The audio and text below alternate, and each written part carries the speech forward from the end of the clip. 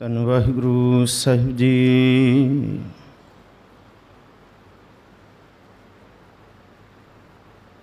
ਤੂੰ ਸੁਲਤਾਨ ਕਹਾ ਹਉ ਮੀਆਂ,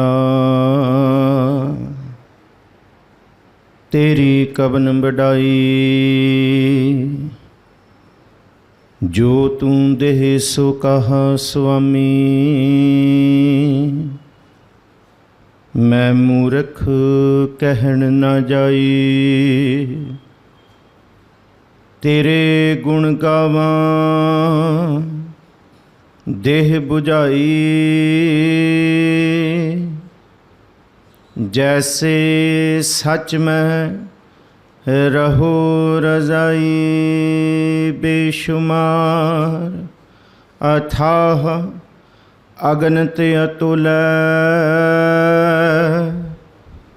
ਜਿਉ ਬੁਲਾਵੋ ਤਿਉ ਨਾਨਕ ਦਾਸ ਬੋਲੇ। ਸਤਨਾਮ ਵਾਹਿਗੁਰੂ ਸਾਹਿਬ ਜੀਓ। ਇਕ ਦੂ ਜੀਬਹੁ ਲੱਖ ਹੋਹੇ, ਲੱਖ ਹੋਵੇ ਲੱਖ ਵੀਸ। ਲੱਖ ਲੱਖ ਗੇੜਾ ਆਖੀਐ, ਏਕ ਨਾਮ ਜਗਦੀਸ਼। ਸਾਹਿਬ ਸਤਿਗੁਰੂ ਸਰਬਰੇ ਕਾਇਨਾਤ ਦੇ ਮਾਲਕ, ਮੁਜਸਮੇ ਆਬੇ ਹਯਾਤ, ਸ਼ਬਦ ਗੁਰ ਪੀਰਾ ਸ੍ਰੀ ਗੁਰੂ ਗ੍ਰੰਥ ਸਾਹਿਬ ਮਹਾਰਾਜ ਜੀ ਦੀ ਪਾਵਨ ਹਜ਼ੂਰੀ ਅੰਦਰ ਸੁਭਾਇਮਾਨ ਗੁਰੂ ਪਿਆਰੇ ਸਨਮਾਨਯੋਗ ਸਤਸੰਗੀ ਜਨੋ, ਆਪ ਬਹੁਤ ਪ੍ਰੇਮ ਭਾਵਨਾ ਸ਼ਰਧਾ ਦੇ ਨਾਲ ਬੈਠ ਕੇ ਸੱਚੇ ਪਾਤਸ਼ਾਹ ਜੀ ਦੀ ਅੰਮ੍ਰਿਤਮਈ ਬਾਣੀ ਦਾ ਕੀਰਤਨ ਸਰਵਣ ਕਰ ਰਹੇ ਸੋ। ਆਓ ਬਖਸ਼ੋ ਅਸੀਸ ਸ੍ਰੀ ਗੁਰੂ ਗ੍ਰੰਥ ਸਾਹਿਬ ਮਹਾਰਾਜ ਜੀ ਦੇ ਵਿੱਚ ਦਰਜ ਸਭ ਤੋਂ ਪਹਿਲੀ ਬਾਣੀ ਜਪ ਜੀ ਸਾਹਿਬ ਜੀ ਨੂੰ ਜਪ ਬਾਣੀ ਵੀ ਜਪ ਨਿਸ਼ਾਨ ਵੀ ਆਖਿਆ। ਇਹਦੀ ਵਿਚਾਰ 30 ਪੌੜੀਆਂ ਤੱਕ ਅਸੀਂ ਤਕਰੀਬਨ 31 ਪੌੜੀਆਂ ਤੱਕ ਕੱਲ੍ਹ ਕੀਤੀਆਂ ਸਨ। ਅੱਜ ਆਪ ਜੀ ਨੇ 32ਵੀਂ ਪੌੜੀ ਤੋਂ ਪਾਠ ਸਰਵਣ ਕੀਤਾ ਹੈ। ਸੋ ਬਖਸ਼ੋ ਅਸੀਸ, ਕੋਈ ਵੀ ਰਸਨਾ ਵਾਂਝੀ ਨਾ ਰਹੇ। ਗੁਰੂ ਬਖਸ਼ੀ ਫਤਿਹ, ਗੱਜ ਵੱਜ ਕੇ ਸਾਂਝੀ ਕਰੋ। ਆਖੋ ਜੀ ਵਾਹਿਗੁਰੂ ਜੀ ਕਾ ਖਾਲਸਾ, ਵਾਹਿਗੁਰੂ ਜੀ ਕੀ ਫਤਿਹ। ਇਕ ਦੂ ਜੀ ਭਾਉ ਲੱਖ ਹੋਏ, ਲੱਖ ਹੋਵੇ ਹੈ ਲੱਖ ਵੀਸ। ਲੱਖ ਲੱਖ ਗੇੜਾ ਆਖੀ ਹੈ, ਏਕ ਨਾਮ ਜਗਦੀਸ਼। ਸ੍ਰੀ ਗੁਰੂ ਗ੍ਰੰਥ ਸਾਹਿਬ ਮਹਾਰਾਜ ਜੀ ਦੀ ਅਗਮੀ ਬਾਣੀ ਦੇ ਵਿੱਚ ਦੋ ਤਰ੍ਹਾਂ ਦੇ ਸਿਮਰਨ ਦਾ ਜ਼ਿਕਰ ਕੀਤਾ ਹੋਇਆ ਹੈ। ਇੱਕ ਸਿਮਰਨ ਉਹ ਹੈ ਜਿਹੜਾ ਸਿਰਫ ਔਰ ਸਿਰਫ ਆਪਣੀ ਮਾਣ, ਆਪਣੀ ਹੁਜਤ ਔਰ ਹਉਮੈ ਦਾ ਰੂਪ ਧਾਰਨ ਕਰ ਲੈਂਦਾ ਕਿ ਮੈਂ ਕੀਤਾ, ਮੈਂ ਕਰ ਰਿਹਾ।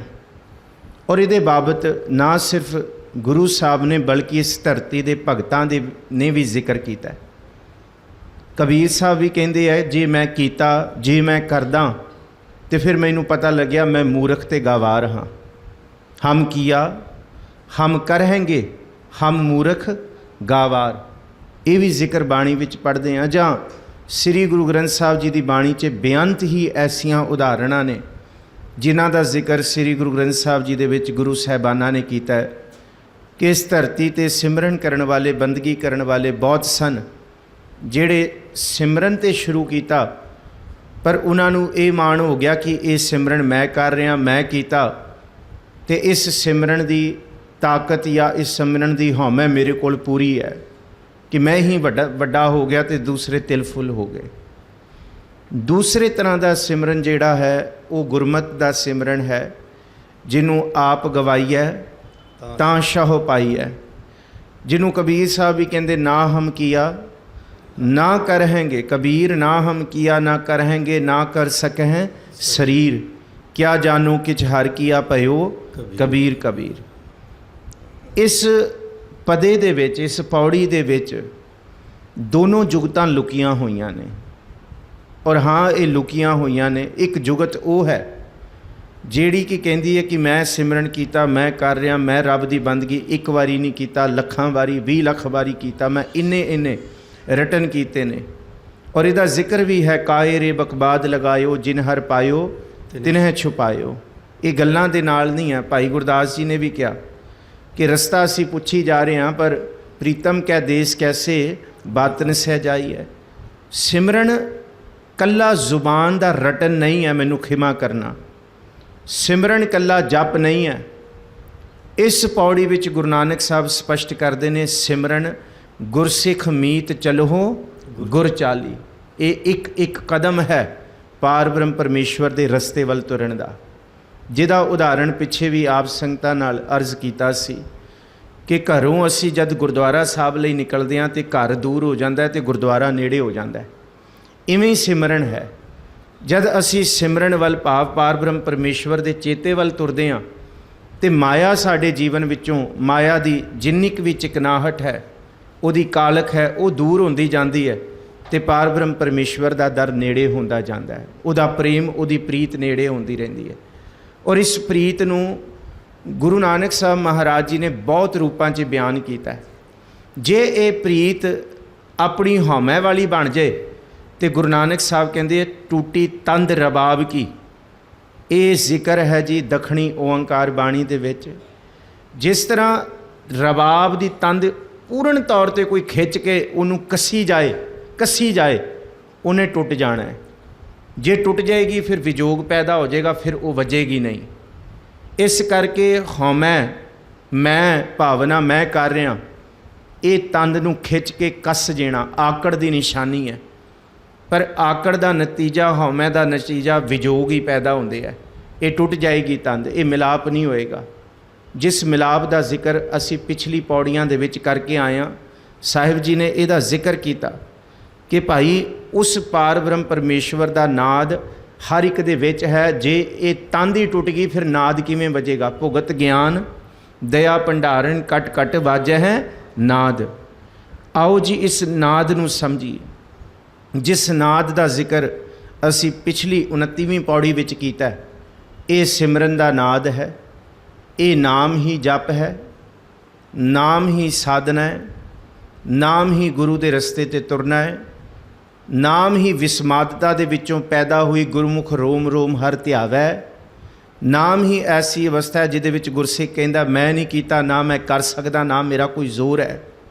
ਨਾਮ ਹੀ ਐਸੀ ਕਣੀ ਹੈ ਜਿਹੜੀ ਜ਼ਰਰੇ ਜ਼ਰਰੇ ਦੇ ਵਿੱਚ ਫਿਰ ਗੁਰਸਿੱਖ ਨੂੰ ਦਿਖਾਈ ਦੇਣ ਲੱਗ ਜਾਂਦੀ ਹੈ। ਇਹਦਾ ਜ਼ਿਕਰ ਸਤਿਗੁਰੂ ਜੀ ਨੇ ਕੀਤਾ, ਇੱਕ ਦੂ ਜੀ ਭਾਓ ਲੱਖ ਹੋਏ, ਹੋਏ ਨਹੀਂ ਪੜਨਾ, ਹੋਏ ਪੜਨਾ ਹੈ। ਇੱਕ ਜੀਵ ਹੋਏ, ਇੱਕ ਦੀ ਦੂ ਦੋ ਹੋ ਜਾਏ। ਇੱਕ ਦੂ ਦਾ ਮਤਲਬ ਦੋ ਹੋਣਾ, ਜੀਭੋ ਦੋ ਜੀਭਾਂ ਹੋ ਜਾਣੀਆਂ, ਦੋ ਦੀਆਂ ਲੱਖ ਹੋ ਜਾਣੀਆਂ। ਲੱਖ ਹੋਏ, ਲੱਖ ਹੋਵੈ ਹੈ, ਲੱਖ 20, ਲੱਖ ਦਾ ਖੱਖਾ ਮੁਕਤਾ ਹੈ ਬਹੁਵਚਨ। ਕਹਿੰਦੇ ਇੱਕ ਦੀ ਦੋ, ਦੋ ਦੀਆਂ ਲੱਖ ਹੋ ਜਾਣ, ਲੱਖ ਦੀਆਂ 20 ਲੱਖ ਜ਼ੁਬਾਨਵੀਆਂ ਹੋ ਜਾਣ। ਲੱਖ ਲੱਖ ਗੇੜਾ ਆਖੀਆਂ ਏਕ ਨਾਮ ਜਗਦੀਸ਼।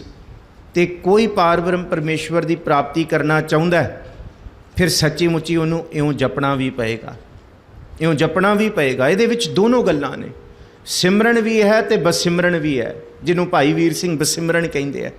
ਹਉਮੈ ਪੈਦਾ ਹੋਣ ਵਾਲੀ, ਪਰ ਪਹਿਲੀ ਬਿਰਤੀ ਅਸੀਂ ਸਿਮਰਨ ਵਾਲੀ, ਨਿਰੋਲ ਸਿਮਰਨ ਵਾਲੀ। ਜਦ ਕੋਈ ਜਿਗਿਆਸੂ ਪਾਰ ਬ੍ਰਹਮ ਪਰਮੇਸ਼ਵਰ ਦੇ ਦਰ 'ਤੇ ਆਉਂਦਾ, ਉਹ ਸਿਮਰਨ ਸਭ ਤੋਂ ਪਹਿਲਾਂ ਸਿੱਖਦਾ। ਔਰ ਇਹ ਸਿਮਰਨ ਜਿੰਨਾ ਚਿਰ ਤੱਕ ਅੰਦਰ ਆਪੇ ਰੋਮ ਰੋਮ ਵਿੱਚ ਨਾ ਵਸ ਜਾਏ, ਜਿਹਦਾ ਸਿਖਰ ਹੈ ਕਿ ਊੜੇ ਊੜ ਆਵੈ ਸਹਿ ਕੋਸਾਂ ਤਿਸ ਪਾਛੈ ਬਚਰੇ ਛਰਿਆ, ਤਿਨ ਕਵਣ ਖਲਾਵੈ ਕਵਣ ਚੁਗਾਵੈ, ਮਨ ਮਹਿ ਸਿਮਰਨ ਕਰਿਆ। ਇਹ ਸਿਮਰਨ ਦੀ ਅਵਸਥਾ ਹੈ। ਇਹਨੂੰ ਮਹਾਰਾਜ ਕਹਿੰਦੇ ਜ਼ੁਬਾਨ ਇੱਕ ਇੱਕ ਦੀ ਦੋ ਹੋ ਜਾਏ, ਦੋ ਦੀਆਂ ਲੱਖ, ਲੱਖ ਦੀਆਂ 20 ਲੱਖ ਹੋ ਜਾਣ, ਤੇ ਲੱਖ ਲੱਖ ਕਰਕੇ ਗੇੜਾ ਇੱਕ ਇੱਕ ਜ਼ੁਬਾਨ ਦਾ ਇੱਕ ਵਾਰੀ ਆਖਿਆ ਲੱਖ ਦੇ ਬਰਾਬਰ ਹੋ ਜਾਏ, ਕਿਉਂਕਿ ਲੱਖ 20 ਲੱਖ ਜ਼ੁਬਾਨਾਂ ਲੱਗ ਗਈਆਂ ਨੇ। ਲੱਖ ਲੱਖ ਗੇੜਾ ਆਖੀਆਂ ਹੈ ਏਕ ਨਾਮ ਜਗਦੀਸ਼। ਜੇ ਲੱਖ ਲੱਖ ਵਾਰ ਵੀ ਵਾਹਿਗੁਰੂ ਜੀ ਦਾ ਨਾਮ ਉਚਾਰਿਆ ਜਾਏ ਜੀ। ਏਤ ਰਾਹ ਪਤ ਪਵੜੀਆਂ ਚੜੀਏ ਹੋਏ 21, ਸੁਣ ਗੱਲਾਂ ਆਕਾਸ਼ ਕੀ ਕੀਟਾਂ ਆਈ ਰੀਸ। ਏਤ ਰਾਹੇ ਨਹੀਂ ਪੜਨਾ, ਰਾਹ ਪੜਨਾ ਹੈ। ਇਸ ਰਸਤੇ ਤੇ, ਕਿਹੜੇ? ਸਿਮਰਨ ਵਾਲੇ ਰਸਤੇ ਤੇ, ਜਪ ਵਾਲੇ ਰਸਤੇ ਤੇ, ਕਿ ਤੇਰੇ ਕਵਣ ਕਵਣ ਗੁਣ ਕਹਿ ਕਹਿ ਗਾਵਾਂ, ਤੂੰ ਸਾਹਿਬ ਗੁਣੀ ਨਿਧਾਨਾ। ਕਿ ਜਿਹਵਾ ਏਕ ਕਵਨ ਗੁਣ ਕਹੀਆ, ਬੇਸ਼ੁਮਾਰ ਬੇਅੰਤ ਸੁਆਮੀ ਤੇਰੋ ਅੰਤ ਨਾ ਕਿਨਹੀ ਲਈਐ। ਇਹ ਸਿਮਰਨ ਵਾਲੀ ਅਵਸਥਾ ਹੈ। ਜੇ ਲੱਖ ਲੱਖ ਦੇ 20 ਲੱਖ ਤੇ ਹਰ ਗੇੜੇ 'ਚ ਲੱਖਾਂ ਵਾਰੀ ਕੋਈ ਜਿਗਿਆਸੂ ਸਿਮਰਨ ਕਰੇ ਤੇ ਆਪਣੀ ਅਹੰਗ ਦਾ ਤਿਆਗ ਕਰਕੇ ਕਰੇ ਕਿ ਮੈਂ ਨਹੀਂ ਕਰ ਸਕਦਾ, ਉਹ ਕਰਾ ਰਿਹਾ, ਬਿਲਕੁਲ ਇਸ ਰੂਪ ਦੇ ਵਿੱਚ ਸਿਮਰਨ ਕਰੇ। ਫਿਰ ਮਹਾਰਾਜ ਕਹਿੰਦੇ ਇਹ ਉਹ ਸਿਮਰਨ ਉਸ ਅਵਸਥਾ ਤੱਕ ਉਹਨੂੰ ਲੈ ਕੇ ਜਾਂਦਾ ਹੈ ਜਿਸ ਅਵਸਥਾ ਨੂੰ ਮਹਾਰਾਜ ਕਹਿੰਦੇ ਏਤ ਰਾਹ ਪਤ ਪਵੜੀਆਂ ਚੜੀਆਂ ਹੋਏ ਇੱਕ ਈਸ। ਉਹ ਇਸ ਰਾਹ 'ਤੇ, ਇਸ ਰਾਹ ਦੀਆਂ ਪੌੜੀਆਂ 'ਤੇ ਤੁਰਿਆ, ਭਾਵ ਕਿ ਸਿਮਰਨ ਵਾਲੀ ਪੌੜੀਆਂ 'ਤੇ ਇੱਕ ਇੱਕ ਕਦਮ ਕਰਕੇ, ਇੱਕ ਇੱਕ ਕਦਮ ਕਰਕੇ ਇਸ ਪੰਥ 'ਤੇ ਤੁਰਿਆ, ਉਹ ਪਾਰ ਬ੍ਰਹਮ ਪਰਮੇਸ਼ਵਰ ਦੇ ਵਿੱਚ ਲੀਨ ਹੋ ਜਾਂਦਾ ਹੈ। ਇੱਕ ਈਸ ਦੇ ਕਈ ਅਰਥ ਨੇ, ਇੱਕ ਪਲੱਸ ਈਸ਼, ਇੱਕ ਈਸ਼ਵਰ ਦੇ ਵਿੱਚ ਮਿਲ ਜਾਣਾ। ਇਹਦਾ ਅਰਥ ਪ੍ਰੋਫੈਸਰ ਸਾਹਿਬ ਸਿੰਘ ਨੇ ਕੀਤਾ ਕਿ ਇਸ ਰਾਹ 'ਤੇ ਤੁਰਿਆ ਇੱਕ ਮਨੁੱਖ ਇੱਕ ਈਸ਼ਵਰ ਦਾ ਹੀ ਰੂਪ ਹੋ ਜਾਂਦਾ ਹੈ, ਇੱਕ ਈਸ ਹੋ ਜਾਂਦਾ ਹੈ। ਜੇ ਭਾਈ ਗੁਰਦਾਸ ਜੀ ਦੀ ਪ੍ਰੀਤ ਦੇ ਵਿੱਚ ਭਾਈ ਸਾਹਿਬ ਭਾਈ ਵੀਰ ਸਿੰਘ ਜੀ ਨੂੰ ਪੜ੍ਹੋ, ਫਿਰ ਉਹ 20 ਬਿਸਵੇ ਤੇ 21 ਦਾ ਵੀ ਅਰਥ ਕਰਦੇ ਨੇ। ਇਹਦਾ ਉਹ ਬੜਾ ਸੂਖਸ਼ਮ ਕਰਦੇ ਨੇ ਕਿ ਭਾਈ ਵੀਰ ਸਿੰਘ ਜੀ ਕਹਿੰਦੇ ਨੇ ਕਿ ਸਿੱਖ ਦਾ ਸਿਮਰਨ 20 ਬਿਸਵੇ ਹੈ, ਪਰ ਜਦ ਗੁਰੂ ਦੀ ਕਿਰਪਾ ਹੁੰਦੀ ਹੈ ਉਹ 21 ਬਿਸਵੇ ਹੋ ਜਾਂਦਾ। 21 ਕਿਹਾ ਨਹੀਂ ਜਾਂਦਾ ਉਹਨੂੰ। ਸਿੱਖ ਜੇ 20 ਬਿਸਵੇ ਸਿਮਰਨ ਕਰੇ ਉਨਾ ਚਿਰ ਤੱਕ ਪੂਰਨ ਨਹੀਂ ਹੈ, ਪਰ ਜੇ ਗੁਰੂ ਦੀ ਇੱਕ ਕਿਰਪਾ ਹੋ ਜਾਏ ਤੇ ਉਹ ਪੂਰਨ ਹੋ ਜਾਂਦਾ ਹੈ। ਬੜਾ ਸੋਹਣਾ ਇਹਦਾ ਅਰਥ ਕੀਤਾ ਹੈ। ਸਿੱਖ ਦਾ ਯਤਨ 20 ਬਿਸਵੇ ਹੋ ਸਕਦਾ ਹੈ, 20 ਬਿਸਵੇ ਜਾ ਕਾ ਮਨ ਮਾਨਿਆ, ਪਰ 21 ਵੈਸੇ ਇਹ ਪੁਰਾਤਨ ਗਿਣਤੀ ਹੈ। ਗੁਰੂ ਨਾਨਕ ਸਾਹਿਬ ਮਹਾਰਾਜ ਜੀ ਨੂੰ ਜਿਸ ਵੇਲੇ ਪਿਤਾ ਜੀ ਨੇ ਪੈਸੇ ਦਿੱਤੇ, ਕਿੰਨੇ ਦਿੱਤੇ? 20 ਰੁਪਏ ਦਿੱਤੇ। ਸਮਝਿਓ ਇਸ ਗੱਲ ਨੂੰ, ਜਿਹਨੂੰ 20 ਰਜਤਪਣ ਕਹਿੰਦੇ ਹਾਂ ਅਸੀਂ। ਪੁਰਾਣੇ ਸਮੇਂ ਦੇ ਵਿੱਚ 20 ਤੋਂ ਉੱਤੇ ਦੀ ਗਿਣਤੀ ਬਹੁਤਿਆਂ ਨੂੰ ਨਹੀਂ ਆਉਂਦੀ ਸੀ। ਆਮ ਜੁਗਤ ਦੇ ਵਿੱਚ, ਆਮ ਸੰਸਾਰ ਦੇ ਵਿੱਚ ਪੁਰਾਣੇ ਸਮੇਂ 'ਚ ਅੱਜ ਤੋਂ 400-500 ਸਾਲ ਪਹਿਲਾਂ 20 ਤੋਂ ਉੱਤੇ ਦੀ ਗਿਣਤੀ ਨਹੀਂ ਸੀ ਜਾਣੀ ਜਾਂਦੀ ਆਮ ਲੋਕਾਂ ਦੇ ਵਿੱਚ। ਜੇ ਕੋਈ 20 ਤੋਂ ਬਾਅਦ ਬੋਲਦਾ ਸੀ ਉਹ ਕਹਿੰਦਾ ਸੀ 21, 22, 23 ਜਾਂ 25 ਜਾਂ 27। ਕਿਉਂ? ਕਿਉਂਕਿ 20 ਤੱਕ ਦੀ ਗਿਣਤੀ ਸਭ ਤੋਂ ਜ਼ਿਆਦਾ ਵਧੀਆ ਮੰਨੀ ਜਾਂਦੀ ਸੀ ਕਿ ਇਹਦੇ ਵਿੱਚ ਬਹੁਤ ਕੁਝ ਆ ਗਿਆ, ਇਹਦੇ ਵਿੱਚ ਸਾਰਾ ਕੁਝ ਹੈ। ਪਰ ਸਾਰਾ ਕੁਝ ਤੇ ਹੈ, ਜੇ ਗੁਰਪ੍ਰਸਾਦ ਨਹੀਂ ਫਿਰ ਤੂੰ ਗਿਣਤੀ ਤੋਂ ਬਾਹਰ ਨਹੀਂ ਹੋ ਸਕਦਾ। ਜੇ ਗਿਣਤੀ ਵਿੱਚ ਰਹਿ ਕੇ ਸਿਮਰਨ ਕਰ ਰਿਹਾ ਨਾ, ਇਹ ਕਿ 1 ਲੱਖ ਕਰ ਲੈ, ਲੱਖ ਦੇ 20 ਲੱਖ ਕਰ ਲੈ, ਲੱਖ ਲੱਖ ਗੇੜਾ ਆਖੀਆਂ ਏਕ ਨਾਮ ਜਗਦੀਸ਼, ਏਤ ਰਾਹ ਪਤ ਪਵੜੀਆਂ ਚੜੀਆਂ ਹੋਏ। ਇੱਥੇ ਭਾਈ ਵੀਰ ਸਿੰਘ ਤੇ ਡਾਕਟਰ ਗੁਲਜ਼ਾਰ ਸਿੰਘ ਕੰਗ ਛੋਟਾ ਜਿਹਾ ਫੁੱਟਨੋਟ ਦੇ ਕੇ ਇੱਕ ਈਸ ਦਾ ਅਰਥ ਕਰਦੇ ਆ। ਗੁਰੂ ਦੀ ਕਿਰਪਾ 21ਵੀਂ ਹੈ, 20 ਤੋਂ ਉੱਤੇ ਹੈ। ਜੇ ਉਹ ਹੋ ਜਾਏਗੀ ਫਿਰ ਹਰ ਕੋਈ ਗਿਣਤੀ ਤੋਂ ਬਾਹਰ ਹੋ ਜਾਂਦਾ ਹੈ। ਤੂੰ ਗਿਣਤੀ ਵਿੱਚ ਸਿਮਰਨ ਕਰ ਰਿਹਾ, ਪਰ ਜਦ ਉਹਦੀ ਕਿਰਪਾ ਹੁੰਦੀ ਹੈ ਉਹ ਤੈਨੂੰ ਗਿਣਤੀਆਂ ਮਿਣਤੀਆਂ ਤੋਂ ਬਾਹਰ ਕਰ ਲੈਂਦਾ। ਪਰ ਤੁਸੀਂ ਜਿਹੜੇ ਅਰਥ ਲੈਣੇ ਨੇ ਉਹ ਇੱਕ ਈਸ਼ ਦੇ ਹੀ ਲੈਣੇ ਆ, ਇੱਕ ਈਸ਼ਵਰ ਦੀ ਅਵਸਥਾ ਜਿਹਨੂੰ ਤੁਰਿਆ ਪਦ ਆਖਿਆ, ਜਿਹਨੂੰ ਬੇਗਮਪੁਰਾ ਸਹਿਰ ਕੋ ਨਾਓ, ਦੁਖ ਅੰਦੋ ਨਾ ਹੀ ਤਹ ਠਾਉ, ਨਾ ਤਜਵੀਜ਼ ਖਿਰਾਜ਼ ਨਾ ਮਾਲ, ਖੌਫ ਨਾ ਖਤਾ ਨਾ ਤਰਸ ਜਵਾਲ, ਅਬ ਮੈਂ ਖੂਬ ਵਤਨ ਗਹਿ ਪਾਈ। ਇਹਨੂੰ ਬਾਣੀ ਦੇ ਵਿੱਚ ਬਹੁਤ ਰੂਪ ਦੇ ਵਿੱਚ ਬੇਗਮਪੁਰਾ ਸ਼ਹਿਰ ਕੋ ਨਾਓ ਅਸੀਂ ਪੜ੍ਹ ਕੇ ਬੇਕੁੰਠ ਨਗਰ ਵੀ ਆਇਆ ਹੈ। ਇਹਦੇ ਲਈ ਤੁਰਿਆ ਅਵਸਥਾ ਵੀ ਆਈ ਹੈ। ਇਹਦੇ ਲਈ ਕਿ ਅਬ ਤੋਂ ਜਾਏ ਚੜ੍ਹੈ ਸਿੰਘਾਸਨ ਵੀ ਆਇਆ। ਸੋ ਮਹਾਰਾਜ ਜੀ ਦੀ ਇਹ ਅਵਸਥਾ ਇੱਥੋਂ ਤੱਕ, ਇਹਨਾਂ ਤੁਕਾਂ ਦੇ ਅਰਥ ਸਿਮਰਨ ਵਾਲੇ ਨੇ। ਜੇ ਇਸ ਰਾਹ 'ਤੇ ਗੁਰੂ ਕਾ ਸਿੱਖ ਤੁਰੇਗਾ ਕਿ ਇਹ ਕਹੇ ਕਿ ਮੈਂ ਅੱਜ ਸਿਮਰਨ ਸ਼ੁਰੂ ਕੀਤਾ ਹੈ, ਆਉਣ ਵਾਲੇ ਅਗਲੇ ਹਫ਼ਤੇ ਨੂੰ ਮੈਂ ਬ੍ਰਹਮ ਗਿਆਨੀ ਹੋ ਜਾ, 2 ਮਹੀਨਿਆਂ ਦੇ ਵਿੱਚ, ਤੇ ਪੁੱਛੀਏ ਕਿ ਭਾਈ ਸਾਹਿਬ ਸਿਮਰਨ ਸ਼ੁਰੂ ਕੀਤਾ ਕਿੰਨੇ ਕੁ ਸਾਲ ਲੱਗਣਗੇ? 2 ਸਾਲ ਲੱਗਣਗੇ। ਮੈਂ ਕਿਹਾ ਇਹ ਡਿਗਰੀਆਂ ਡੁਗਰੀਆਂ ਵਾਲੀ ਕੋਈ ਇਹਦੇ ਮਿਣਤੀਆਂ ਨਹੀਂ ਹੈਗੀਆਂ। ਅਕਾਲ ਨੂੰ ਚੇਤੇ ਕਰਨ ਵਾਸਤੇ ਕਾਲ ਨਹੀਂ। ਮਹਾਰਾਜ ਕਹਿੰਦੇ ਇਸ ਰਾਹ 'ਤੇ ਤੁਰਿਆ ਜਿੰਨਾ ਚਿਰ ਤੱਕ ਤੂੰ ਉਹਦੇ ਵਿੱਚ ਨਹੀਂ ਸਮਾ ਜਾਂਦਾ, ਉਹਨਾਂ ਚਿਰ ਤੱਕ ਤੇਰਾ ਜਪਿਆ ਹੋਇਆ ਕੋਈ ਲਾਹੇ ਦਾ ਹੀ ਨਹੀਂ ਹੈ, ਭਾਵੇਂ ਲੱਖ ਭਾਵੇਂ 20 ਲੱਖ ਹੋ ਜਾਏ। ਪਰ ਜਦ ਉਹਨੇ ਕਿਰਪਾ ਕੀਤੀ, ਫਿਰ ਏਕ ਨਿਮਖ ਜੋ ਸਿਮਰਨ ਮਹਿ ਜੀਆ, ਕੋਟ ਦਿਨਸ ਲਾਖ ਸਦਾ ਥਿਰਥੀਆ। ਫਿਰ ਇੱਕ ਵਾਰੀ ਵਾਹਿਗੁਰੂ ਬੋਲਿਆ ਹੋਇਆ ਵੀ ਕਰੋੜਾਂ ਜੀਵਨ ਨੂੰ ਸਵਾਰ ਦਿੰਦਾ ਹੈ। ਇਹਨੂੰ ਮਹਾਰਾਜ ਜੀ ਕਹਿੰਦੇ ਹੈ ਕਿ ਏਤ ਰਾਹ ਪਤ ਪਵੜੀਆਂ, ਪਵੜੀਆਂ ਕਹਿੰਦੇ ਪੌੜੀਆਂ ਨੂੰ, ਚੜੀਆ ਹੋਏ 21। ਇਸ ਰਾਹੇ ਚੜਿਆ ਭਾਵ ਨਾਮ ਸਿਮਰਨ ਦੀ ਜੁਗਤ ਹੈ। ਚਿੱਥੇ ਨਾ ਪਾਓ, ਕਾਲੇ ਨਾ ਪਾਓ, ਸਿੱਖ ਦਾ ਫਰਜ਼ ਹੈ ਧਿਆਈ ਜਾਣਾ। ਇੱਕ ਨਹੀਂ ਲੱਖ ਵਾਰੀ ਲੱਖ ਜੇਬਾ ਦੇ ਮੇਰੇ ਪਿਆਰੇ, ਇਹ ਗੁਰੂ ਅਰਜੁਨ ਸਾਹਿਬ ਜੀ ਦਾ ਬਚਨ ਹੈ। ਇੱਕ ਨਹੀਂ ਮੈਨੂੰ ਲੱਖ ਜੇਬਾ ਦੇ। ਕਿਵੇਂ? ਗੁਰਮੁਖ ਰੋਮ ਰੋਮ ਹਰ ਧਿਆਵੈ ਦੀ ਅਵਸਥਾ। ਤੇ ਜਦ ਉਹ ਧਿਆਉਂਦਾ ਹੈ ਤੇ ਉਹ ਤੁਰਿਆ ਅਵਸਥਾ, ਜਿਹਨੂੰ ਇੱਕ ਈਸ਼ ਵਾਹਿਗੁਰੂ ਵਰਗੀ ਅਵਸਥਾ ਨੂੰ ਪ੍ਰਾਪਤ ਹੁੰਦਾ ਹੈ ਜੀ। ਸੁਣ ਗੱਲਾਂ ਇਹ ਦੁਬਾਰਾ ਸਰਵਣ ਕਰੋ ਜੀ। ਸੁਣ ਗੱਲਾਂ ਆਕਾਸ਼ ਕੀ, ਕੀਟਾਂ ਆਈ ਰੀਸ, ਨਾਨਕ ਨਦਰੀ ਪਾਈਐ, ਕੂੜੀ ਕੂੜੈ ਠੀਸ। ਪਰ ਜੇ ਇਸ ਕੀਤੇ ਹੋਏ ਸਿਮਰਨ ਵਿੱਚ ਅਹੰਗ ਆ ਜਾਏ, ਮੈਂ ਕੀਤਾ, ਫਿਰ ਮਹਾਰਾਜ ਕਹਿੰਦੇ ਸਭ ਮਿੱਟੀ, ਸਭ ਕੁਫਰ, ਸਭ ਰੋਲਾ ਰੱਪਾ, ਸ਼ੋਰ ਹੀ ਹੈ ਬਸ, ਕੀਤਾ ਨਹੀਂ। ਕਿਉਂਕਿ ਇਸ ਅਵਸਥਾ ਦੇ ਵਿੱਚ ਜੇ ਕੋਈ ਦਾਵਾ ਕਰਨ ਲੱਗ ਜਾਏ ਮੈਂ ਰੱਬ ਦਾ ਸਿਮਰਨ ਇੰਨੇ ਸਾਲਾਂ ਤੋਂ ਕਰ ਰਿਹਾ, ਮੈਂ ਇੰਨਾ ਕੀਤਾ, ਮੈਂ ਇੰਨੇ ਘੰਟੇ ਬੈਠ ਕੇ ਚੌਕੜੇ ਲਗਾਏ ਨੇ, ਮੁਬਾਰਕ ਭਾਈ ਲਗਾਉਣੇ, ਪਰ ਗੁਰੂ ਨਾਨਕ ਸਾਹਿਬ ਦੇ ਇਸ ਰਮਜ਼ ਨੂੰ ਜੇ ਨਹੀਂ ਸਮਝਿਆ ਫਿਰ ਬਾਹਰ ਹੋ ਗਏ। ਫਿਰ ਸਾਡਾ ਹਾਲ ਗਿਣਤੀਆਂ ਮਿਣਤੀਆਂ ਵਾਲਾ ਰਹਿ ਗਿਆ।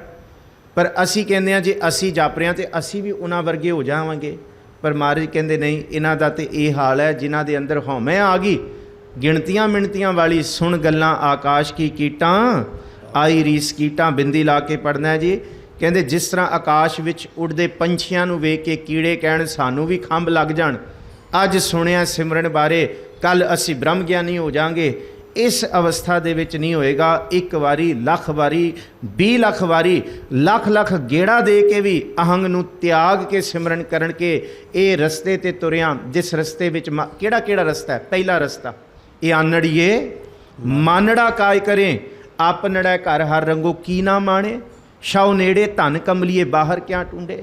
ਹੋਰ ਪੌੜੀ ਕੀ ਹੈ? ਜੋ ਦੀਸੈ ਗੁਰ ਸਿਖੜਾ ਤਿਸ ਨਿਵ ਨਿਵ ਲਾਗੋਂ ਪਾਏ ਜੀਓ, ਆਖਾਂ ਬਿਰਥਾ ਜੀ ਕੀ ਗੁਰ ਸੱਜਣ ਦੇ ਮਿਲਾਏ ਜੀਓ। ਫਿਰ ਪੌੜੀ ਕੀ ਹੈ ਕਿ ਤੈ ਸਾਹਿਬ ਕੀ ਬਾਤ ਜੇ ਆਖੈ ਕਹੋ ਨਾਨਕ ਕਿਆ ਦੀਜੈ, ਸੀਸ ਵੱਡੇ ਕਰ ਬੈਸਣ ਦੀਜੈ, ਵਿਣ ਸਿਰ ਸੇਵ ਕਰੀਜੈ। ਫਿਰ ਅਗਲੀ ਪੌੜੀ ਕੀ ਹੈ? ਫਿਰ ਮਹਾਰਾਜ ਜੀ ਪੌੜੀ ਕਹਿੰਦੇ ਆ ਕਿ ਮੁਖ ਨਿੰਦਾ ਆਖਾਂ ਦਿਨ ਰਾਤ, ਭਰ ਕਰ ਜੋ ਹੀ ਨੀਚ ਸਨਾਤ। ਜਿਸ ਜ਼ੁਬਾਨ ਤੋਂ ਸਿਮਰਨ ਕਰ ਰਹੇ ਹਾਂ ਯਾਦ ਰੱਖੀ ਉਸ ਜ਼ੁਬਾਨ ਤੋਂ ਨਿੰਦਾ ਨਾ ਨਿਕਲੇ। ਇਹ ਬੇਅੰਤ ਪੌੜੀਆਂ ਨੇ। ਇਹ ਹੌਲੀ ਹੌਲੀ ਇੱਕ ਪੌੜੀਆਂ ਕਰਕੇ ਸਿੱਖ ਉੱਥੇ ਤੱਕ ਪਹੁੰਚਦਾ। ਪਰ ਕੱਚ ਘੜਾ 'ਚ ਜੇ ਕੋਈ ਕਹੇ ਮੈਂ ਕਰ ਰਿਹਾ, ਫਿਰ ਤੇ ਮਹਾਰਾਜ ਕਹਿੰਦੇ ਆ ਬ੍ਰਹਮ ਗਿਆਨੀਆਂ ਨੂੰ, ਜਿਨ੍ਹਾਂ ਨੂੰ ਸਿਮਰਨ ਤੇ ਸੇਵਾ ਦੇ ਖੰਭ ਲੱਗ ਗਏ ਨੇ, ਉਹ ਉਡਾਰੀਆਂ ਮਾਰਦੇ ਨੇ ਇਸ ਨਾਦ ਰੂਪੀ ਆਕਾਸ਼ ਮੰਡਲ ਪ੍ਰਭੂ ਦੀ ਬਖਸ਼ਿਸ਼ ਦੀ। ਜੇ ਮੇਰੇ ਵਰਗਾ ਕਿਰਮ ਜੰਤ ਕਹੇ ਮੈਂ ਵੀ ਉਡਾਂ, ਉਹ ਇਸ ਰੂਪ 'ਚ ਹਉਮੈ 'ਚ ਨਹੀਂ ਹੁੰਦਾ। ਉਹ ਕਿਵੇਂ ਹੁੰਦਾ ਹੈ? ਅਗਲੀ ਤੁਕ ਸਪਸ਼ਟ ਕਰਦੀ ਹੈ, 20 ਵਿਸਵੇ ਸਿੱਖ ਹੋ ਸਕਦਾ, ਇੱਕ ਈਸ ਕਰਨ ਵਾਲਾ ਤੇ ਵਾਹਿਗੁਰੂ ਹੈ। ਉਹ ਹੈ, ਇਹਨੂੰ ਕਿਹਾ ਨਾਨਕ। ਨਾਨਕ ਧੰਨ ਗੁਰੂ ਨਾਨਕ ਸਾਹਿਬ ਜੀ ਕਹਿੰਦੇ ਵਿਸ਼ਰਾਮ ਦੇ ਕੇ ਨਦਰੀ ਪਾਈ ਹੈ। ਇਹ ਤੇ ਨਦਰ ਦੇ ਨਾਲ ਮਿਲਦਾ ਹੈ। ਇਹ ਬਾਰ-ਬਾਰ ਪੜ੍ਹ ਕੇ ਆ ਰਿਹਾ ਕਿ ਜਿਨ ਕੋ ਨਦਰ ਕਰਮ ਤਿਨਕਾਰ ਨਾਨਕ ਨਦਰੀ। ਇਹ ਅੰਤ ਵਿੱਚ ਸਿਖਰ ਹੈ ਜਪਜੀ ਸਾਹਿਬ ਦਾ। ਤੇ ਪਿੱਛੇ ਵੀ ਪੜ੍ਹਿਆ ਕਰਮੀ ਆਪੋ ਆਪਣੀ ਕੇ ਨੇੜੇ, ਇਹ ਸ਼ਲੋਕ ਵਿੱਚ ਪੜਾਂਗੇ। ਇਹ ਸਾਰਾ ਕੁਝ ਪਿੱਛੇ ਵੀ ਨਦਰ ਪੜ੍ਹ ਕੇ ਆਏ ਹਾਂ। ਜਿਸ ਵੇਲੇ ਅੰਮ੍ਰਿਤ ਵੇਲਾ ਸੱਚ ਨਾਉ, ਵਡਿਆਈ ਵਿਚਾਰ ਕਰਮੀ ਆਵੈ ਕਪੜਾ, ਨਦਰੀ ਮੋਖ ਦੁਆਰ। ਜੇ ਨਦਰ ਹੋਏ ਤੇ ਸਿਮਰਨ ਪ੍ਰਵਾਨ ਹੈ, ਨਾਨਕ ਨਦਰੀ ਪਾਈ ਹੈ। ਜੇ ਨਦਰ ਨਹੀਂ ਹੈ ਹਉਮੈ, ਫਿਰ ਮਹਾਰਾਜ ਕਹਿੰਦੇ ਕੂੜੀ ਕੂੜੈ ਠੀਸ। ਉਹ ਕੂੜ ਦੀਆਂ ਆਖੀਆਂ, ਠੀਸ ਕਹਿੰਦੇ ਕੂੜ ਦੀਆਂ ਪੰਡਾਂ ਵਾਲੀਆਂ ਗੱਲਾਂ। ਬਸ ਐਵੇਂ ਫੋਕੀਆਂ ਗੱਲਾਂ ਨੇ ਕਿ ਕੀੜੀਆਂ ਆਕਾਸ਼ 'ਚ ਉੱਡ ਜਾਣ, ਉਹ ਨਹੀਂ ਉੱਡ ਸਕਦੀਆਂ। ਹਉਮੈ ਵਿੱਚ ਕੀਤਾ ਹੋਇਆ ਸਿਮਰਨ ਕੂੜੀ ਕੂੜਾ ਠੀਸ ਹੈ।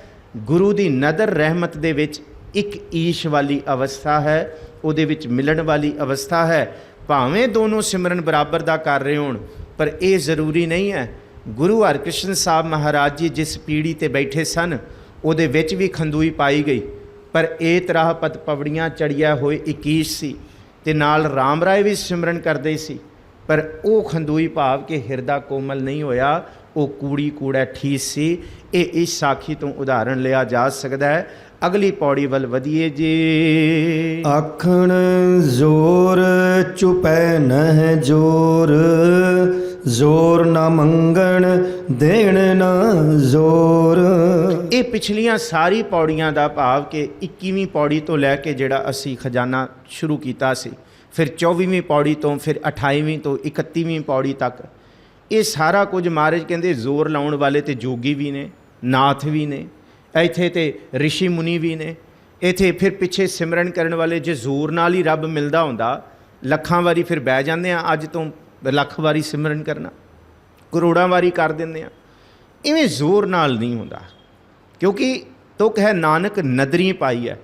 ਹੁਣ ਇਸ ਨਦਰ ਦੀ ਪਰਿਭਾਸ਼ਾ ਇਸ ਪੂਰੀ ਪੌੜੀ ਵਿੱਚ ਹੈ, ਜਿਹਦੇ ਵਿੱਚ ਮਹਾਰਾਜ ਜ਼ੋਰ ਕਹਿੰਦੇ ਹੈ, ਲਿਖਿਆ ਜ਼ੋਰ ਹੈ ਪਰ ਇਹਦੇ ਅਰਥ ਬਣਦੇ ਨੇ ਫਾਰਸੀ ਦੇ ਜ਼ੋਰ ਤੋਂ। ਗੁਰੂ ਗ੍ਰੰਥ ਸਾਹਿਬ ਜੀ ਦੇ ਵਿੱਚ ਜ਼ੋਰ ਵੀ ਆਇਆ ਤੇ ਜ਼ੋਰ ਵੀ ਆਇਆ। ਜਿੱਥੇ ਜ਼ੋਰ ਅਰਥ ਬਣਦੇ ਨੇ ਉੱਥੇ ਜ਼ੋਰ ਦਾ ਮਤਲਬ ਹੈ ਜੋੜਨਾ, ਤਾਕਤ ਨਹੀਂ। ਕੋਈ ਜਨ ਹਰ ਸਿਉ ਦੇਵੈ ਜ਼ੋਰ, ਉੱਥੇ ਜ਼ੋਰ ਹੈ ਕਿ ਕੋਈ ਜੋੜ ਦੇਵੇ ਮੈਨੂੰ। ਚਰਨ ਗਹੋਂ ਬਕੋਂ ਸ਼ੁਭ ਰਸਨਾ ਦੀਜੈ ਪ੍ਰਾਣ ਅਕੋਰ। ਇੱਥੇ ਜ਼ੋਰ ਦਾ ਮਤਲਬ ਹੈ ਐਂਡੇਵਰ, ਤਾਕਤ, ਸ਼ਰਮ, ਮਸ਼ੱਕਤ। ਆਖਣ ਜ਼ੋਰ, ਜੇ ਕੋਈ ਲੱਖ ਵਾਰੀ ਆਖ ਦੇ। ਚੁੱਪੈ ਨਾ ਜ਼ੋਰ, ਤੇ ਜੇ ਕੋਈ ਕਹੇ ਕਿ ਮੈਂ ਚੁੱਪ ਹਾਂ। ਚੁੱਪੈ ਚੁੱਪ ਨਾ ਹੋਵਈ, ਜੇ ਲਾਏ ਰਹਾ ਲਿਵਤਾਰ।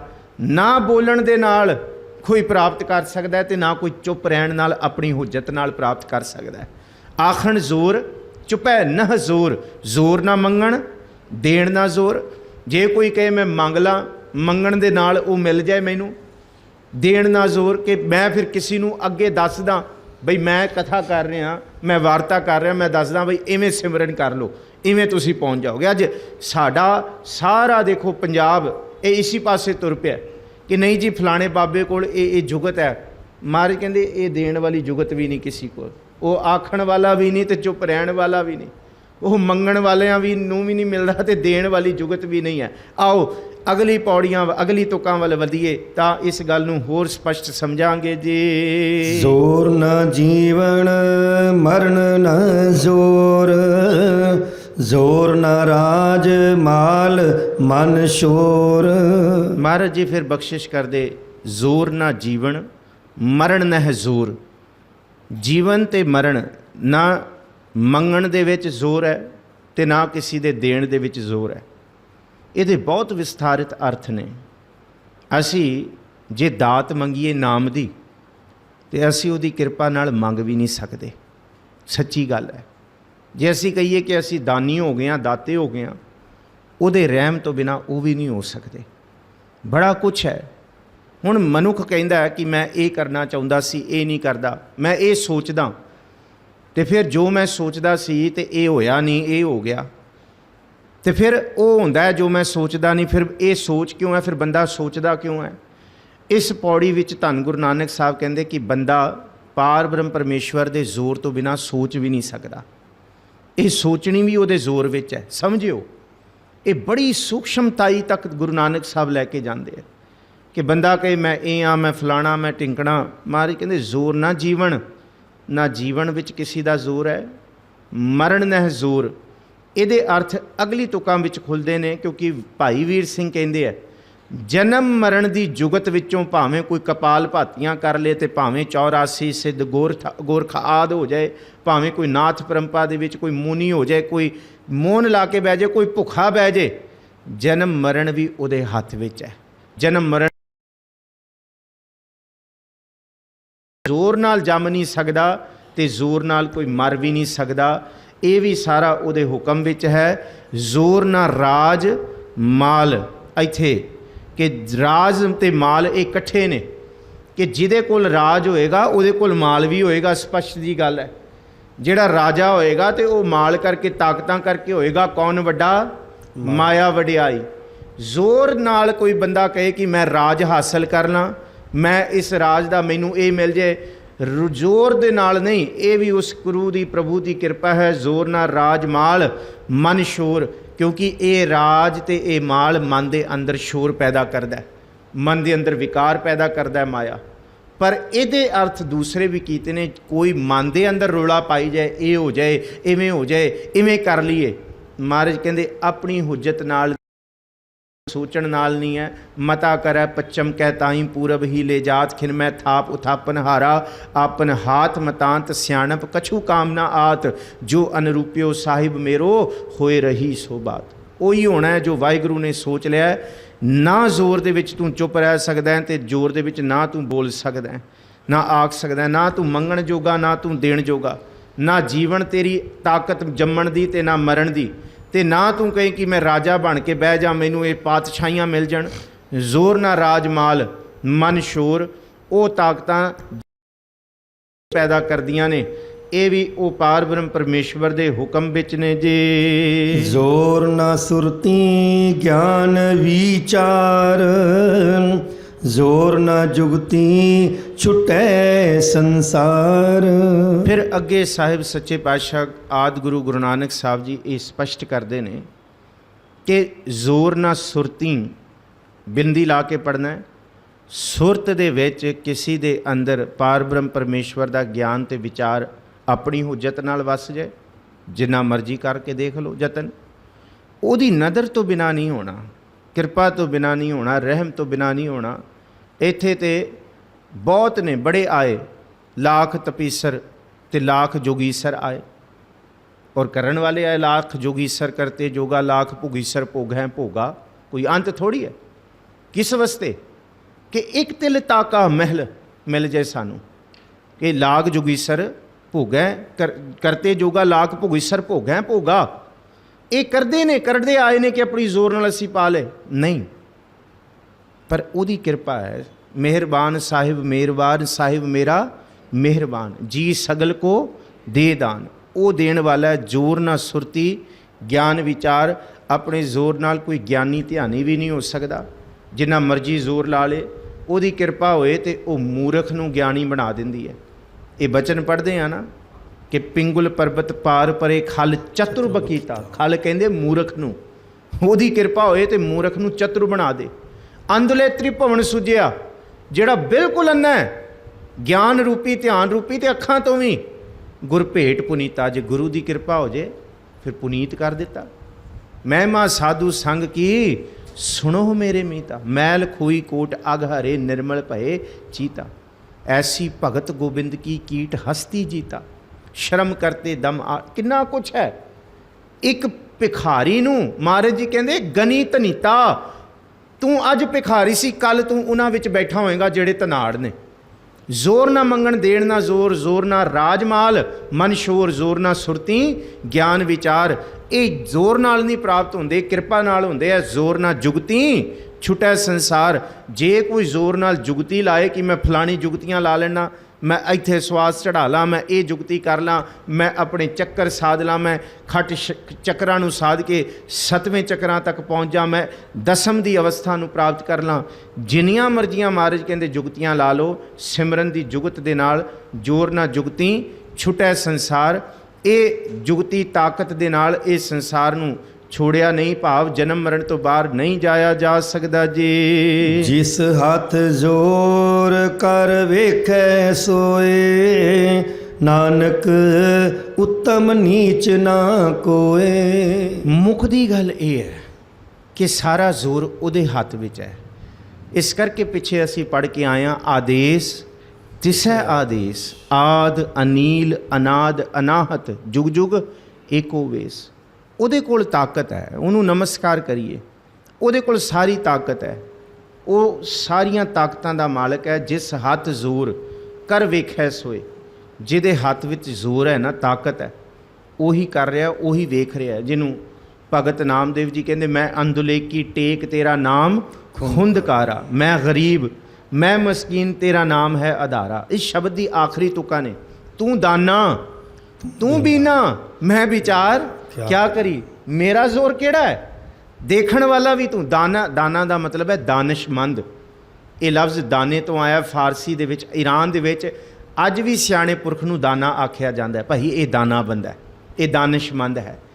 तू सियाणा है, सियाणे तो सियाणा है, ते तू बिना देखण वाला है। मेरी की हुज्जत है, नामे चे स्वामी बख्शंद तू हरी। तू करन वाला है। जिस हथ जोर कर वेखै सोए, जिहदे हथ विच पार ब्रह्म परमेश्वर का जोर है, ਉਹੀ ਵੇਖਣ वाला है, ਉਹੀ वेख के कर रहा है। नानक उत्तम नीच ना कोई। अपनी जोर नाल, अपनी ताकत दे नाल, ते जोर बड़ा है, माया बड़े जोर वाली है। इनू कहा ना, कौन बड़ा माया बड़ियाई। इस करके ताइयों बाणी कहती है कि जिनकै पल्लै धन वसै तिनका नाओ फकीर। जिन कै पल्लै तू वसै ते नर गुणी गहीर। ये है जिन कै हिरदै तू वसै ते नर गुणी गहीर। तां वड्डा ਉਹਨੂੰ ਆਖਿਆ।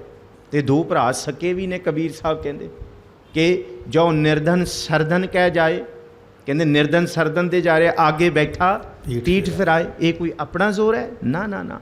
जो सरदन निर्धन कह जाए, दिया आदर लिया बुलाए, निर्धन सरदन दोनों भाई प्रभ की कला ना मिटी जाए। ये जोर है, ये ओदा है। महाराज कहते किसी नू की कसूर देना, किसी नू की कहना, क्यों झुर झुर के मरना, क्यों औखे हो के हाय ओदे कोल है मेरे कोल नहीं, मैं वो उच्चा मैं नहीं। महाराज कहते आनंद नाल जीवन बतीत करने का सुख हो रहा है, क्योंकि जिस हथ जोर कर वेखै सोए नानक उत्तम नीच ना कोए। ਉਹਦੀ ਨਜ਼ਰ ਦੇ ਵਿੱਚ ਜੇ ਉਹਦੀ ਨਜ਼ਰ ਤੋਂ ਵੇਖੀਏ ਤੇ ਕੋਈ ਉੱਤਮ ਤੇ ਕੋਈ ਨੀਚ ਨਹੀਂ ਹੈ। ਉਹਦੀ ਨਜ਼ਰ 'ਚ ਸਾਰੇ ਬਰਾਬਰ ਨੇ, ਉਹ ਸਭ ਨੂੰ ਦੇਣ ਵਾਲਾ ਹੈ। ਅੱਗੇ ਜਿਹੜੀ ਪੌੜੀਆਂ ਸ਼ੁਰੂ ਹੋਣਗੀਆਂ ਉਹ 5 ਖੰਡਾਂ ਦੀ ਸ਼ੁਰੂ ਹੋਣਗੀਆਂ। ਅੱਜ ਇੱਥੇ ਅਸੀਂ ਸਮਾਪਤੀ ਕਰਦੇ ਹਾਂ, ਕਿਉਂਕਿ ਇਹ ਜਿਹੜਾ ਕੱਲ੍ਹ ਦਾ ਮਜ਼ਮੂਨ ਹੈ ਇਹ 5 ਖੰਡਾਂ ਵਾਲਾ ਹੈ, ਔਰ ਇਹਨੂੰ ਇਕੱਠੇ ਹੀ ਸ਼ੁਰੂ ਕਰਾਂਗੇ ਤੇ ਤਾਂ ਸਾਨੂੰ ਥੋੜ੍ਹੀ ਜਿਹੀ ਖੇਡ ਸਮਝ ਆਏਗੀ। ਔਰ ਇਹ 5 ਖੰਡ ਦੀਆਂ ਅਸੀਂ 4 ਪੌੜੀਆਂ ਪੜਾਂਗੇ। 4 ਪੌੜੀਆਂ ਦੇ ਵਿੱਚ 5 ਖੰਡ ਨੇ।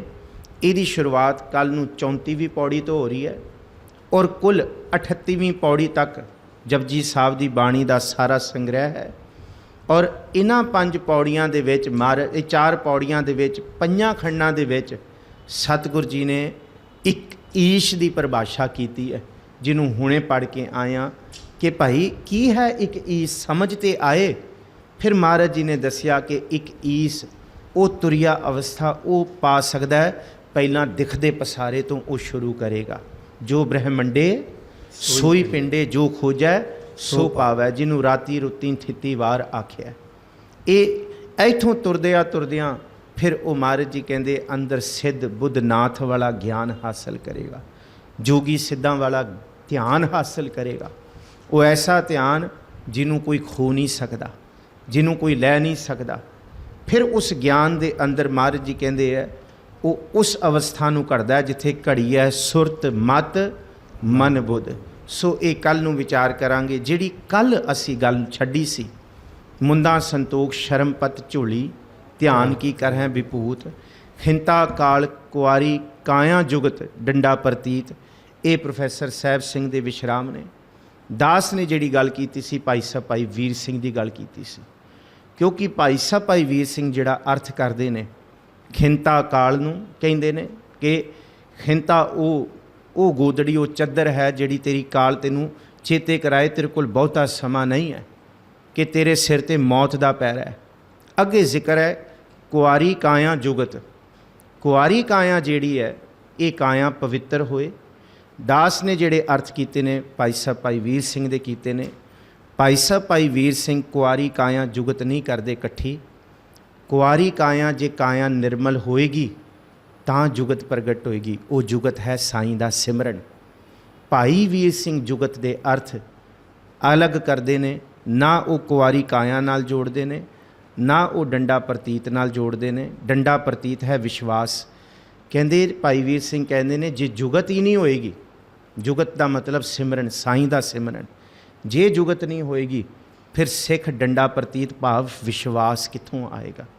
ਤੇ ਵਿਸ਼ਵਾਸ ਸਿਮਰਨ ਤੋਂ ਬਿਨਾਂ ਨਹੀਂ ਹੈ, ਤੇ ਸਿਮਰਨ ਵਿਸ਼ਵਾਸ ਤੋਂ ਬਿਨਾਂ ਨਹੀਂ ਹੈ। ਇਸ ਕਰਕੇ ਅਸੀਂ ਇਹ ਅਰਥ ਲਏ ਸੀ ਕੱਲ੍ਹ, ਜਿਹਦੇ ਵਿੱਚ ਦਾਸ ਨੇ ਅਰਥ ਕੀਤੇ ਸੀ ਖਿੰਤਾ ਕਾਲ ਕੁਆਰੀ ਕਾਇਆ ਜੁਗਤ ਡੰਡਾ ਪ੍ਰਤੀਤ।